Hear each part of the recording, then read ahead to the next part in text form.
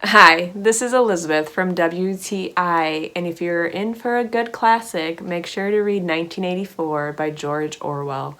One of the things that I love about this book is that it was written in 1949, but it is the prediction of the future for 1984. Now you might be thinking, well, we're way past 1984.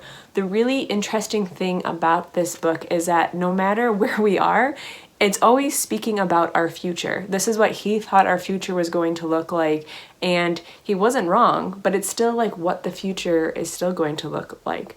You'll hear a lot of different quotes of Big Brother is watching you. That whole idea and conspiracy about how the government is watching you or using our devices or cameras and all of that, it all started with this book. And so that's why it's a really awesome read to see how someone, before all technology took over, thought the world was going to look like. You're like, wow, all of these things are happening, and hopefully we don't end up like the people in the book. But it's a really good read. It's a little bit of science fiction and drama, and it takes you on a really interesting ride in a future that is dominated so much by technology and by the government.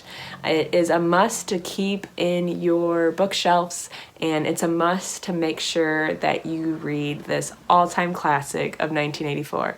And that's my point of view.